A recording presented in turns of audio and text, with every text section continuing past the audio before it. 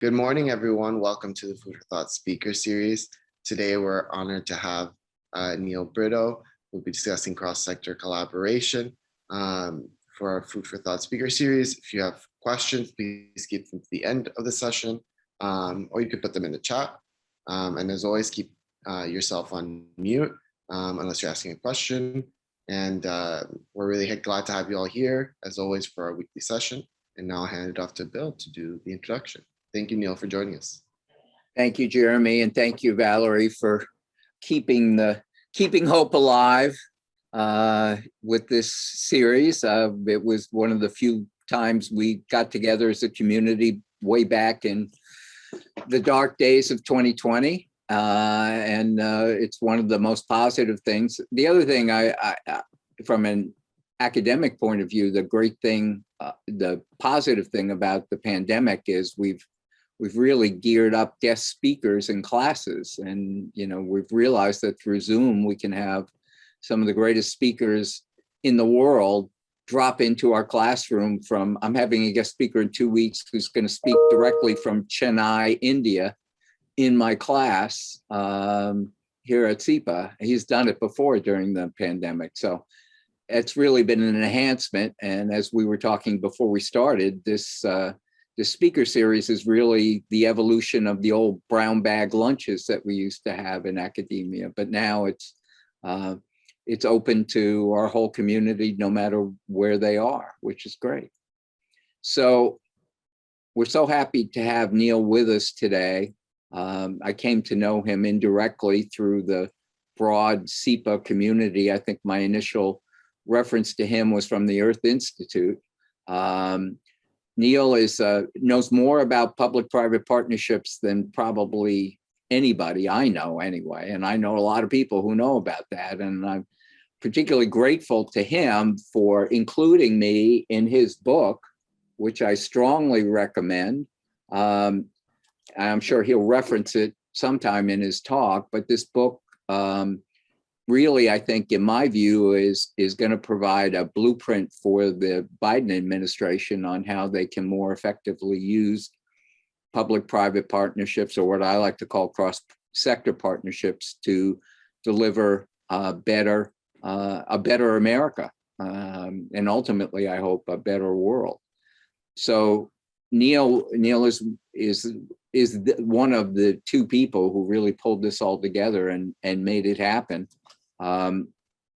He's also an adjunct professor at NYU. He was previously at the Brookings Institute, which was the original home, I believe, of this project. He's now with the Aspen Institute. Just a terrific guy, a terrific person. And again, we're so grateful to have him here today. So Neil, I'll turn it over to you. Thank you so much, Bill, for having me, for Valerie, for coordinating, for all of you for taking some time out of your day, most likely maybe at lunch, but appreciating that this is the virtual world and some of you might be at breakfast, dinner, or other odd hours. Thanks for taking some time to connect. I'll speak about the topic of cross-sector collaboration for about the first 20 or 30 minutes or so. Feel free to interrupt with questions in chat at any point in time, and I'll address them. And then we'll also have a few discussion questions. I'm happy to field any inquiries or respond to thoughts that you might have about the topic.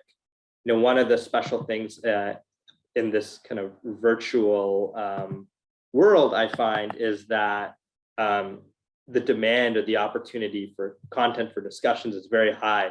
And so I appreciate that the 10 or 11 of you have decided to vote to spend some time talking about cross-sector collaboration when there's surely other opportunities or demand. So I look forward to having a good conversation. I'm just going to share my screen here.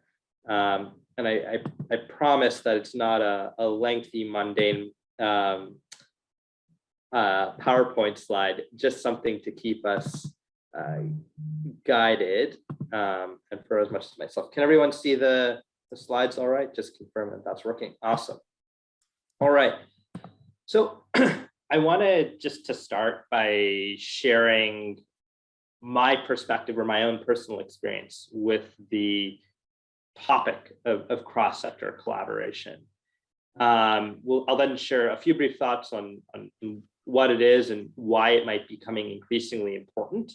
We'll talk a little bit about three relatively different domains in which cross-sector collaboration is gaining momentum or relevance, or is increasingly relied upon as a catalyst.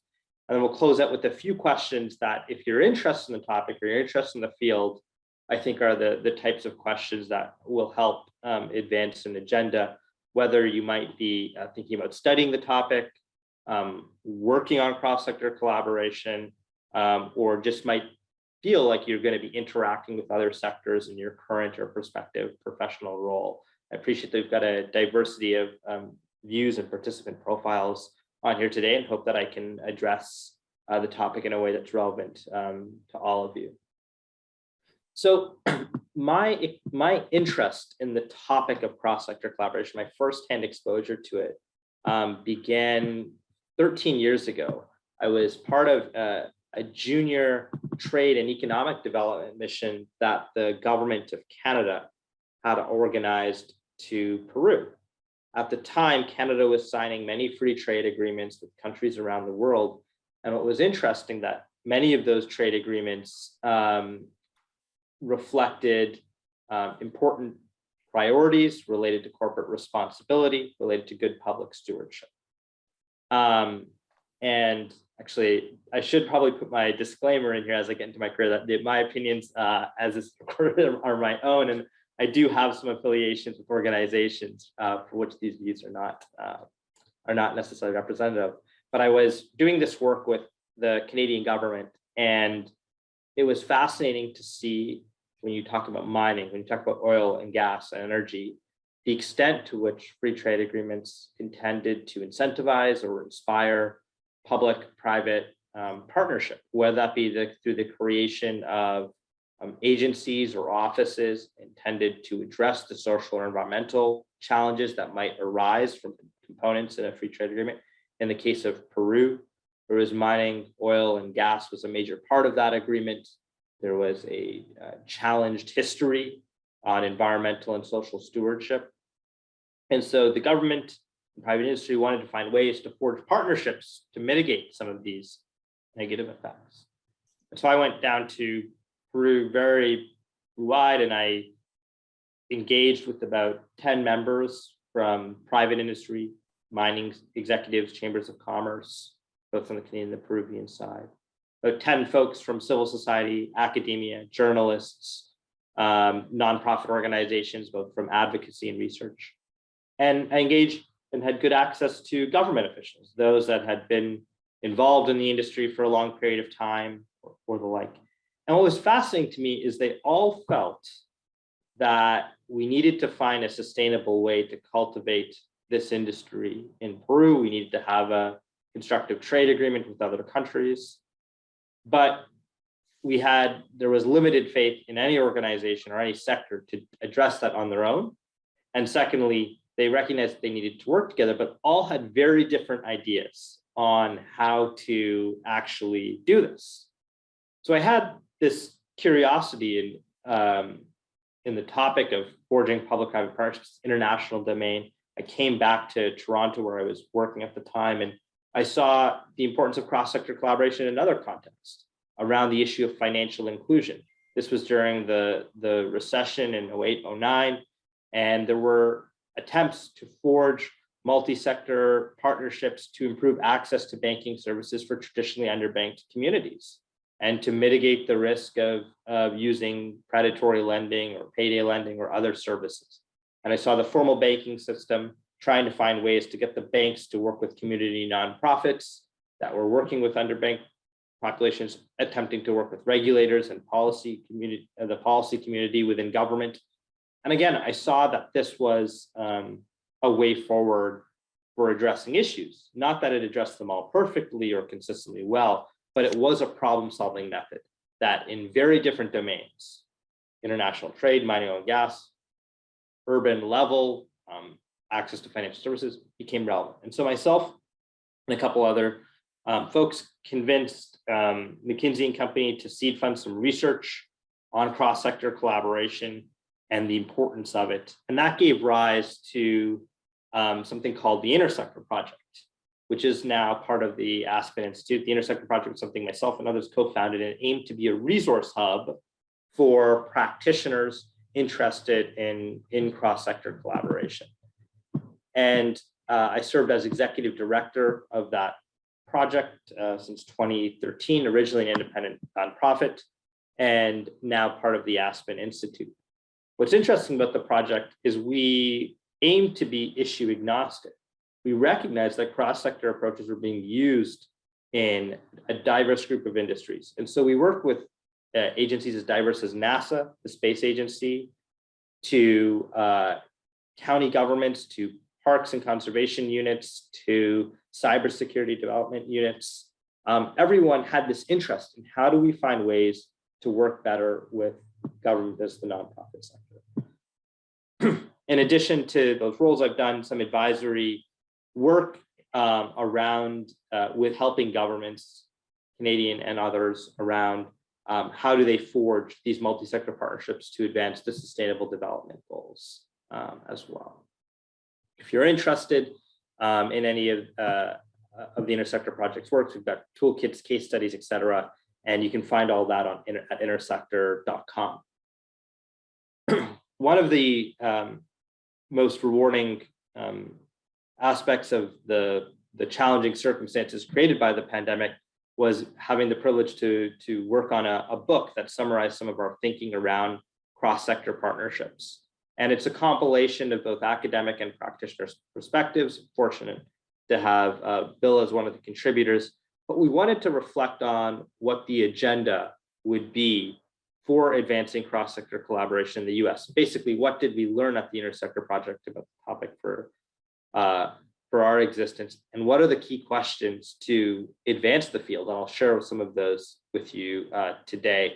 So I included a hyperlink there on the slide on the screen that I think should work to the book in case it's of interest, and a number of libraries have it as well.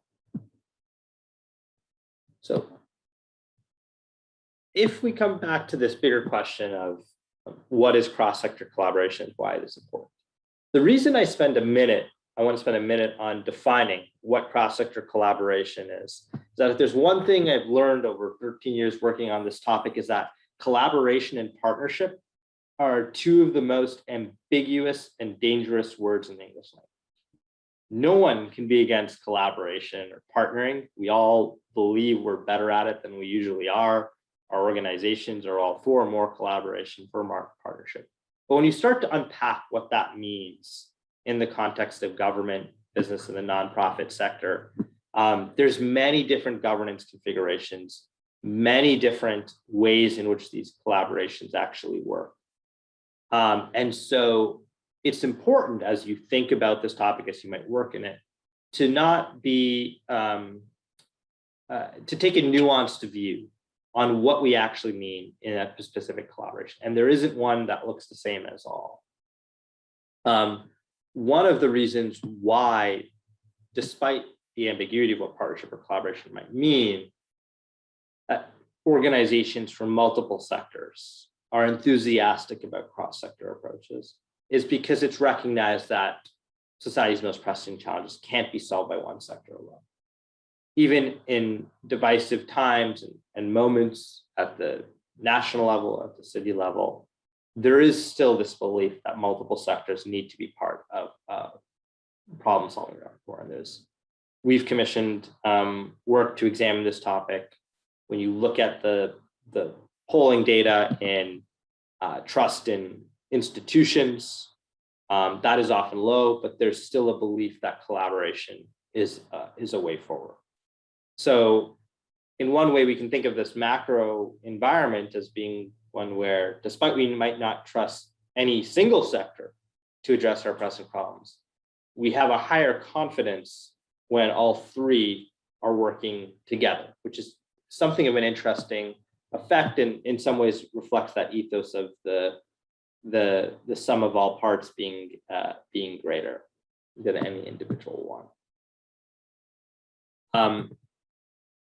it's important to note, as you think about collaboration partnership, either as an academic topic or as a field of practice, that especially in a US context, there is an absolutely tremendous amount of activity happening at different levels of government, different levels of the nonprofit sector. A few examples of that from this post-COVID moment. At the city government level, we saw a czar established by the mayor's office intended to coordinate across sectors as part of COVID response. At the state level, we've seen economic development corporations catalyze, form multi-sector partnerships to address the labor scenario in New York State. And then, of course, at the federal level, there's a diversity of collaborations, a notable diversity of collaborations that exist in pandemic response. Varying degrees of outcomes, varying degrees of success. We did some analysis on 250 news articles that use the word collaboration or partnership in the New York Times, in the Wall Street Journal, et cetera. And what was fascinating to see is how, regardless of where that publication was on the political spectrum, they often spoke about these partnerships quite positively, despite some mixed results. When you look at presidential memos, you're seeing collaboration and partnership referenced frequently. The latest infrastructure bill is another example of that, and we'll delve deeper into that. So I want to transition to talk about a few specific domains in which cross-sector collaboration is becoming, I think, is becoming increasingly important and will become a bigger part of the conversation in practice in the next 5 years or so. So one, smart city infrastructure. I think many of us might have heard this term, smart city. It's often referring to technological deployment in urban infrastructure. The most classic case of it, one of the most highest profile, was the Sidewalk Labs, the Google subsidiary initiative in Toronto, Canada. It was an important precedent-setting project. It ultimately did not come to fruition, but it laid a foundation and a benchmark for how these smart city urban projects would be negotiated. Why is this becoming more important? The one, governments at all levels are starting to be more attentive to infrastructure. The need has been recognized for a long period of time, but the need has often been characterized with a relatively narrow definition of infrastructure: transit, utilities, et cetera. And that's not to dilute that importance, but especially in a post-pandemic environment, the role of technology acknowledged as being important, but we haven't yet decided what we as citizens are comfortable with. And more importantly, as a city evolves into a place that inhabits citizens to a place that inhabits users of sorts, users of these sensors, users of the information created through smart city environments, we haven't yet thought about or reflected or voted really on that issue. Efforts are underway to develop these types of model policies, governance frameworks, and modernize procurement. I currently sit on an initiative convened by the World Economic Forum and the G20 that's identified 30 cities around the world, including some in the US, that have an interest in adopting model policy focused on cross-sector collaboration. But they haven't yet decided what that model policy should consist of.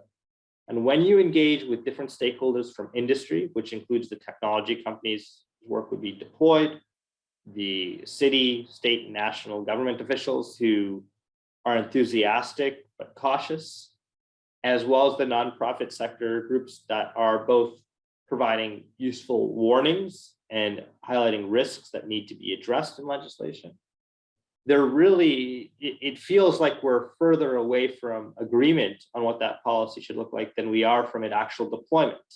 meaning that decisions are currently being made on how these collaborations should be structured and accelerating. There's a lot of experimentation, and the Sidewalk Labs project was a key part of it. I highlight one bit of legislation that wasn't passed, but served as influential policy even on some segments of today's infrastructure debate. And that was something called the Smart Cities and Community Act, which aimed to provide a little over $1 billion and create, in some ways, public sector infrastructure to advance smart cities in the US. The reason I highlight this today is legislative initiatives like this are important catalysts for defining the type of cross-sector collaboration that will happen in growth areas like digital urban infrastructure.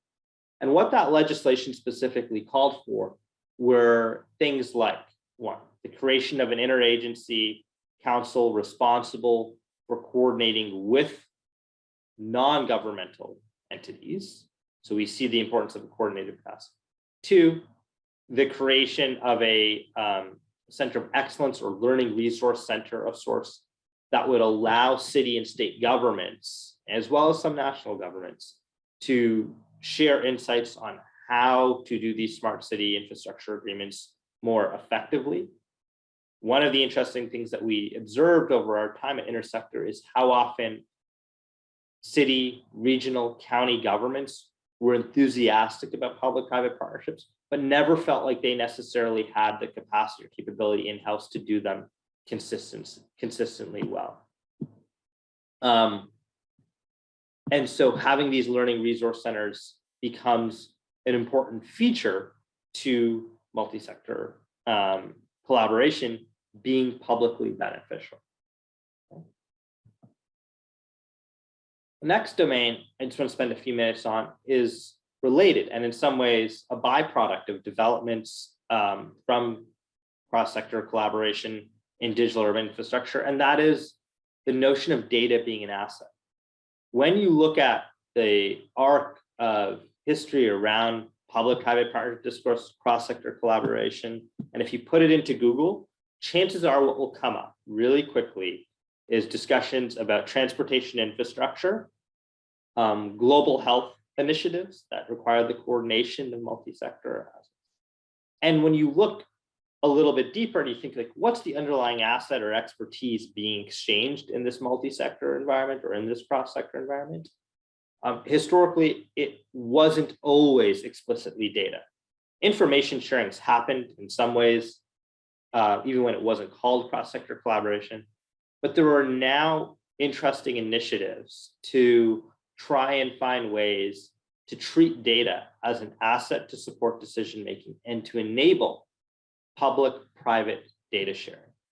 We can think about how COVID, it's very easy to imagine how the circumstances created by COVID illuminated the importance of this. There are other aspects even outside of a global health pandemic, though, that call for this type of information sharing.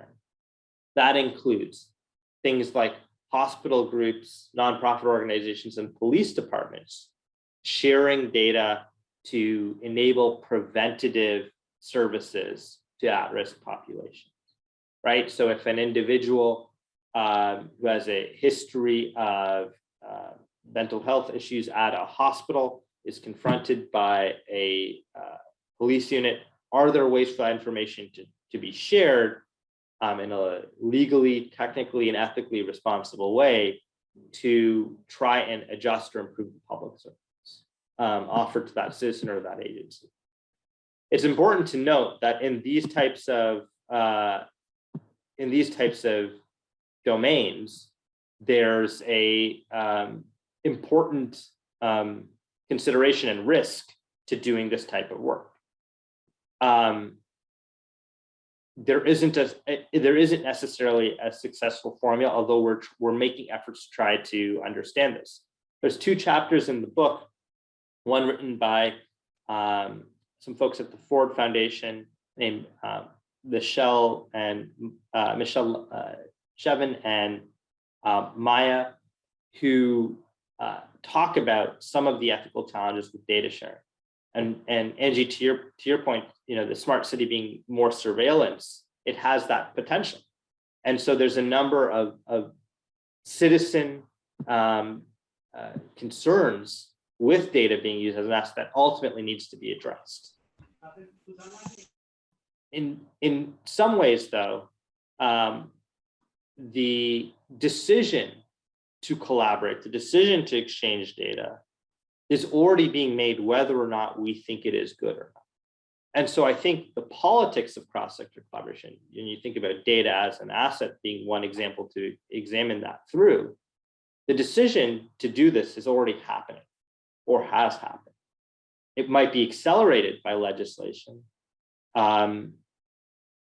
But what needs to ultimately happen is how do we improve these publicly? So one example that I linked to here is based on work that was done at something called GovLab over at NYU, and they did an examination of data collaboratives. So these initiatives globally, nationally, and at the local level, where data is being exchanged an asset and how it was done, what were the outcomes, and how you might do this more responsibly.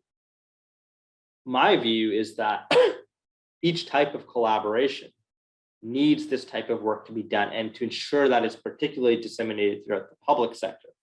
The public sector won't always have access to high-priced consultants or resources that the private sector may have access to.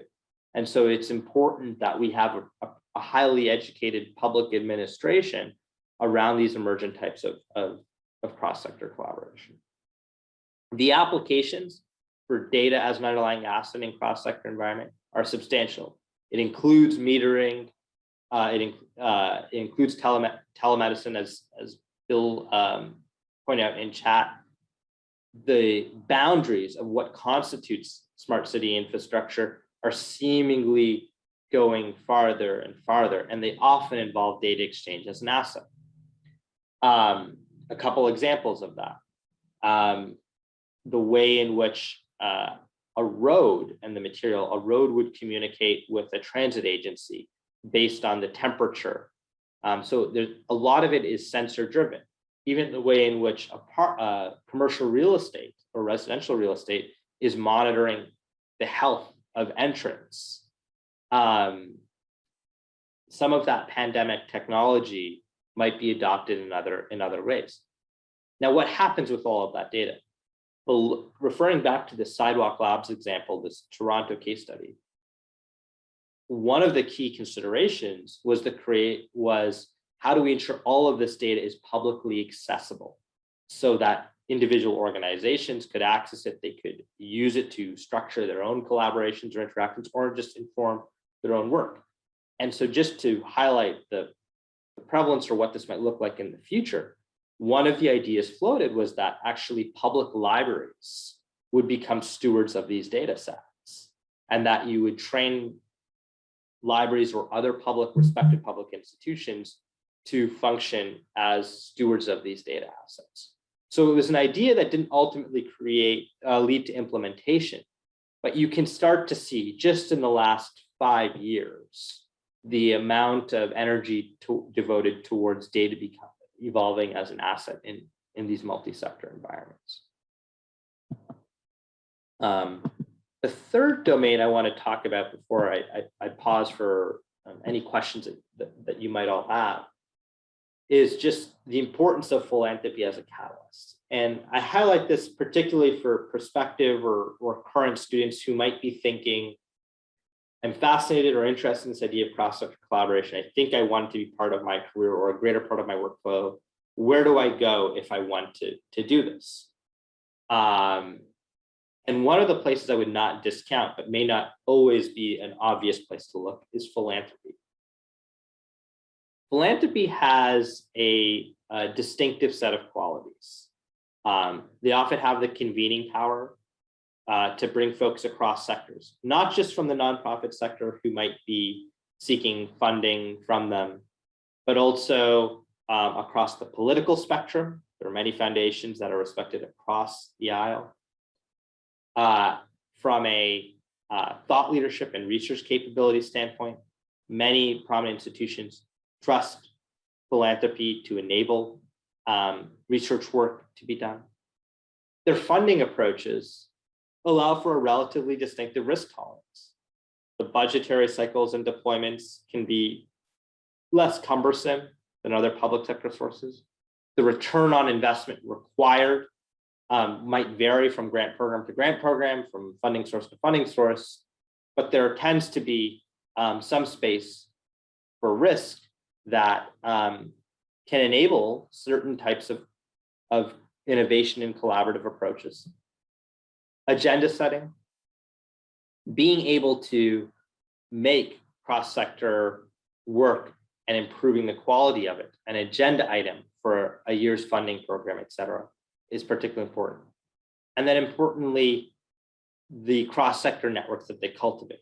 When you think about the public sector leaders, the private sector leaders that are on foundation boards, on executive teams, they bring with them a series of individuals and organizations through affiliation that become part of the ecosystem. And one of the biggest challenges we've learned to effective cross-sector collaboration is often the absence of cross-sector relationships, especially at senior levels.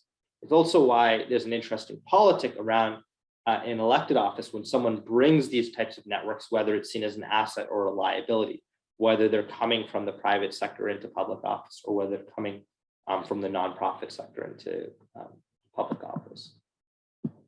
I include on this slide an excerpt from one of our chapters in the book written by Zia Khan from the Rockefeller Foundation that highlights some of the components of the foundation strategy in response to COVID-19 that illuminates how a foundation thinks about this and tactically what they would actually do, from the shaping of ideas to thinking about where you might mobilize technical and financial resources to influence the group's agenda, to direction setting and helping groups coordinate the right individuals, the right resources around that, and then aspirationally trying to overcome those big challenges. It's important to note, though, that the wisest collaborators are those that also know when not to collaborate. Coming back to my earlier point around organizations can seldom be against collaboration, this often takes a lot of work, executive energy, and not all public-private partnerships or cross-sector collaborations achieve their intended outcomes, nor are they always a good use of public resources or philanthropic resources. However, I think the circumstances that we often face require us to attempt to use this as a problem-solving tool. I include a link to remarks given by Rip Rapson, who's the president of the Kresge Foundation. And he's been a philanthropic leader advocating for intelligent cross-sector collaboration for well over a decade. And his philanthropic work and the work of Kresge has done some very interesting and important work in Detroit, in Minnesota, and many different states and cities. But what the document does is it outlines some of these distinctive approaches for how foundations want to engage, everything from the Federal Reserve Bank to governmental entities, and how it challenges this vision we sometimes have of philanthropy as a check-writing institution to small and mid-sized nonprofits. There really is much more that they can contribute to cross-sector collaboration, and they're a catalyst for many different types of collaboration. I know I've covered a lot of territory within those three domains, and while I have a few questions I wanted to share with the group for discussion, I'll pause at this moment and just see if there's any questions from those who either want to ask by video or audio or in chat.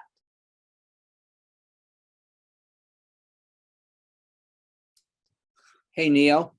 Yeah. I have two questions. You can answer either or neither or both.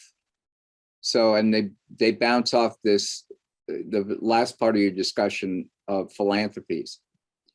So one question is, these large philanthropies do have a great convening power. They often convene from the very top levels, government leaders, leaders of hospitals, private organizations. How adept and how interested are they engaging in stakeholders from the communities that they serve?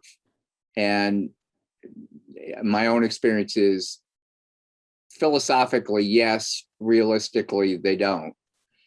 And then the second question is one that I'm having a personal experience with, and that is sometimes philanthropies and other good doers can do a lot of good, but the scale at which they need to operate is well beyond a community, right? So they might not be able to help Riverside Park alone, but if we could figure out a way that Riverside Park can be part of Riverside Park, Columbia University, East Harlem, Central Harlem, and Inwood, then they could probably be a big help. Yeah. So I think the questions are related, but. Yeah. So I think to your first question, I would agree with your characterization.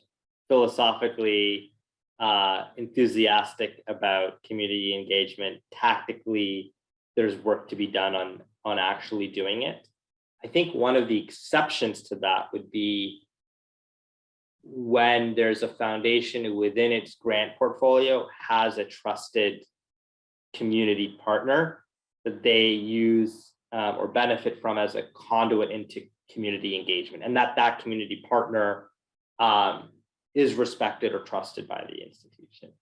So if I, when I think of my own community organizations and I wanted to engage a larger philanthropy, I would tactically be looking to see if and who they might be funding or supporting or working with already as a navigation point into providing that input. I think the discourse you see in my exposure to philanthropy is that there is an enthusiasm to do this better. There's some energy and resources being devoted towards exploring how to do better. It's not a top agenda item, I think, for leadership. The answer also might vary depending on type of foundation, from national to city to regional to corporate. I think certain corporate foundations, surprisingly, especially those that are have strong ties to a specific city where the headquarters might be, in some cases have very close ties to local governments or local organizations. But that's not necessarily the normal case. So I think the takeaway element for me is you have to right size the level of philanthropy to work with, because there's so much variation within that philanthropic category, from the community foundations to the large brand name, national, international ones that we know about, to some of the family foundations that are often untapped or unengaged resources that are often looking for ideas. To your second question, I think that's generally true, that the scale required is often too big for solving certain types of local issues. And in the absence of a truly community foundation, there aren't a lot of philanthropic sources to tap into for that. And I think that's just a structural funding challenge. I'm inclined to think we're probably better off in some places in New York than many other parts of the country, where the quantity of philanthropic capital at the community level might be lower. But it is a challenge. And some foundations can be very challenging to navigate from the outside, much akin to a government. Yeah. Thank you, Neil. That was great. Any other questions, comments at this stage? I have a quick question. Thank you, Neil, for this very informative presentation. My name is Laura. I work at the New York Fed. So I was wondering if you can elaborate on your thoughts on any kind of cross-sector partnerships with the New York Fed. And I'm not an expert on this, but it'd be interesting to hear your thoughts. Yeah. I should share that one of the really interesting parts of developing the book was we had contributors from a Federal Reserve Bank branch, and it was interesting to hear from them how I think what the Federal Reserve Bank of Boston did around something called the Working Cities Challenge that catalyzed a whole bunch of cross-sector collaboration at a state and regional level, I would say. I think of the Federal Reserve Bank system as an example of a type of institution that isn't necessarily immediately thought of or looked to be a catalyst for cross-sector work, but in fact, there are certain tools and certain activities that are quite impactful. And I'm happy to share some follow-up work specific to the Federal Reserve System. I'll have my email on a slide in a moment after, and can send some more material about that, because I think in the United States, we're fortunate to have these types of institutions that can play a role in fostering collaboration, studying collaboration, and funding collaboration. And they don't always come from the most typical spaces. And I can recall that even several of our contributors to our book or entities I've interacted with over the years were a bit surprised to learn about what Federal Reserve systems can do in this space. My understanding is that not all of them actively do it, but some do. So I hope I addressed your question. I'm happy to follow up with more specific information about it. Thank you. I'll email you once I get your email. Thanks. Any other questions at this stage? Okay, so let me, Neil, oh, go ahead, sorry. Michelle, go ahead. Yes, thank you for this presentation. Yeah, as I was listening to you speak, I wanted to ask about any examples of where philanthropy is actually working well in terms of cross-sector partnerships. And I sit on my local school board, and I often wonder, what can we do in terms of philanthropy and helping the public education system in improvement in terms of process and skills? Yeah, so there's an abundance of examples of foundations. It becomes harder to answer the question if I were to rely on evidence or reporting or evaluation on whether or not those collaborations are actually producing good outcomes. At a national level, recently, foundations had a number of initiatives to address, the economic inequalities in the COVID pandemic. Whether that was recovery for certain specific industries. GHR Foundation is a good example, one that are enabling a type of research on Alzheimer's and within healthcare that otherwise would not happen without this, in collaboration with Big Pharma and other public agencies. I think that at a more local level, when we think about the educational space, a lot of corporate foundations are actually making efforts to work with departments of education. One of the common examples we cite is the P-Tech school in Brooklyn, which was initiated by IBM. It also is a good example of that reveals both the prospects and perils of cross-sector approaches, because there's mixed results depending on how you examine it. Here in New York City, the Robert Sterling Clark Foundation created a network of multi-sector leaders that didn't exist before to foster collaboration among these groups of public, private, and nonprofit sector leaders that wouldn't sit together. And in some ways, that network effect enabled a number of collaborations to follow from it. So there's a range of tools in which philanthropy can use. And I'll comment on this with a bit more detail shortly, but our evidence base on what works and what doesn't is limited if we look at it in the ways we look at other problems. There's lots of singular anecdotal case studies. The Intersector Project produced 40 of these over 6 or 7 years. But when you start to look at system-wide data or broader program evaluation data, it becomes harder and is more limited. Okay, thank you for your response. And you mentioned something regarding networking of leaders, which I think is an important component. So I'd like to follow up with you if I could on that particular area. Yeah, please feel free to do so. And also, it actually highlights too the value of academic institutions as cross-sector conveners to possess that capability.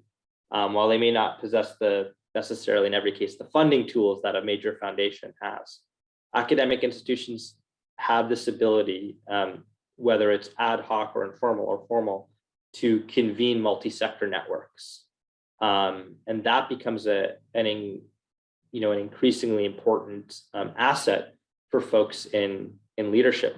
Like the P-Tech school in Brooklyn, for those of you that are not aware, if you just Google P-Tech Intersect, there's a short case study about it.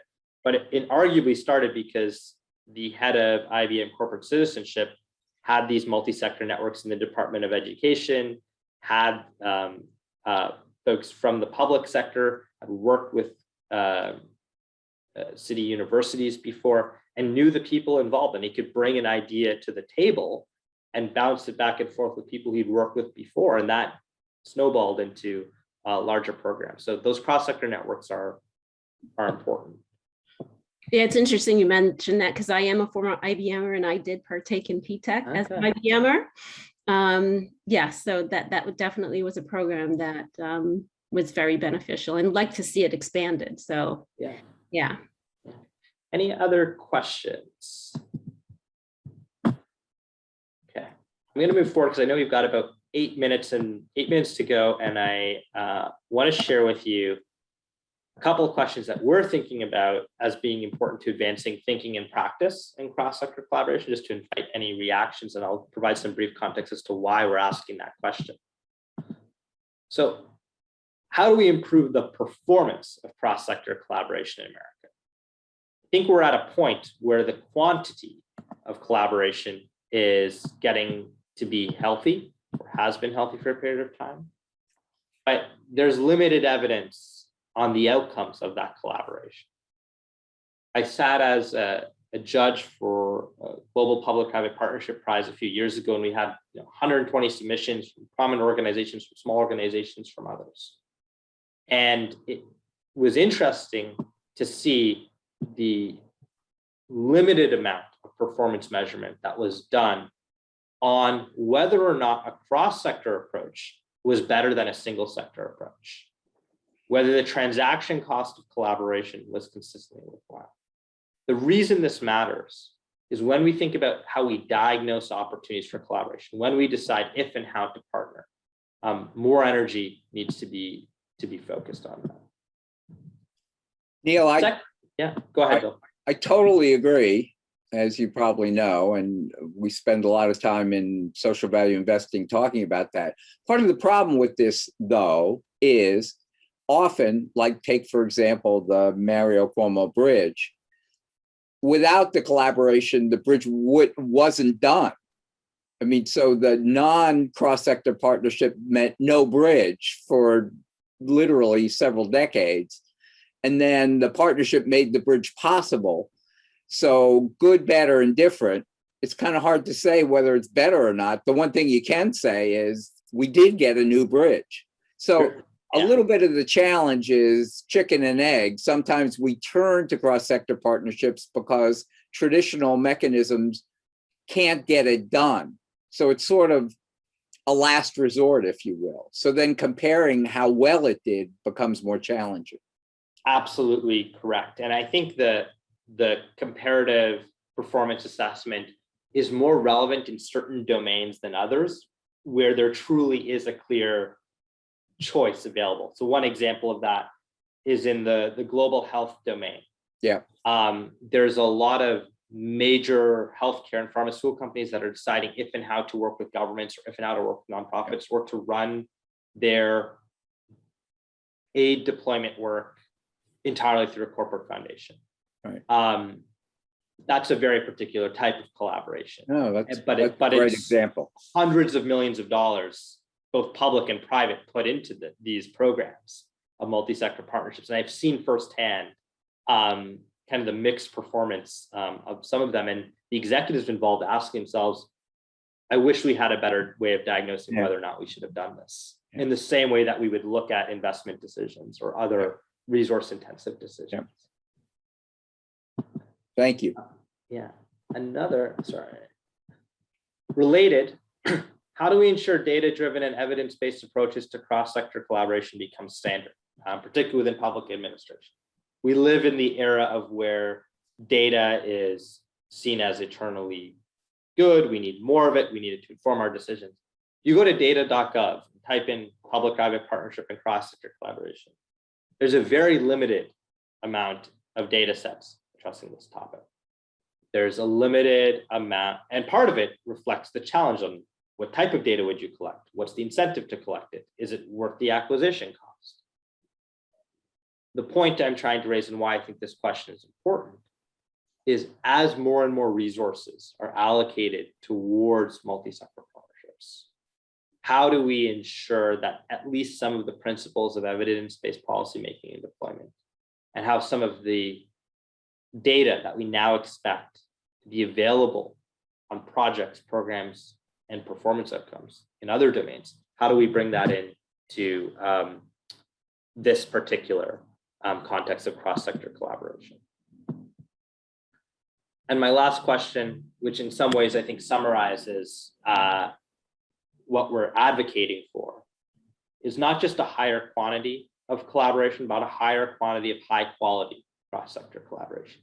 And those two important qualifiers are important to focus on, whether your organization's involved in cross-sector collaboration and they're just doing it and they're trying to grind through it, but not necessarily asking frequently enough, is this a high quality collaboration, and what that actually means in practice might differ from what they're accustomed to in other types of problems.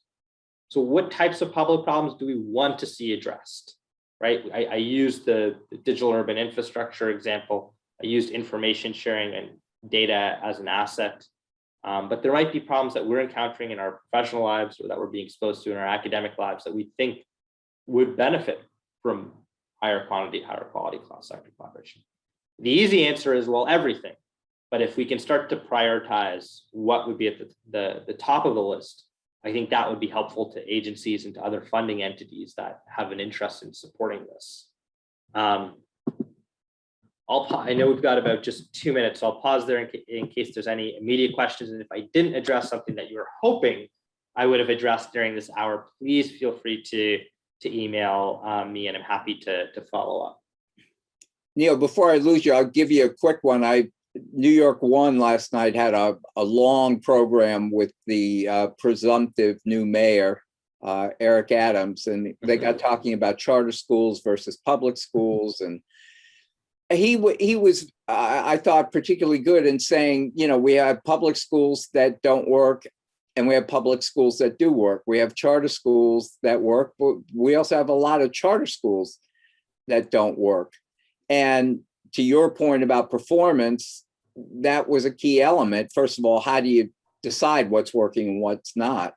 But it also sparked in my mind the idea that maybe we could be doing a better job of recruiting corporate and philanthropic resources to get involved so that you could have a level playing field of assisting schools in similar districts to have similar resources, but different operating systems, that i.e. charter versus public. Yeah. And we could really compare apples and apples. And that might be interesting. That would be interesting. And I think charter schools also highlights that cross-sector collaboration, whether or not something is a multi-sector product, is not always necessarily the most important variable in whether or not something it produces good outcome. It is certainly a feature, but it's not always the most important when you think of teaching or neighborhoods or all these other factors that might contribute to educational quality.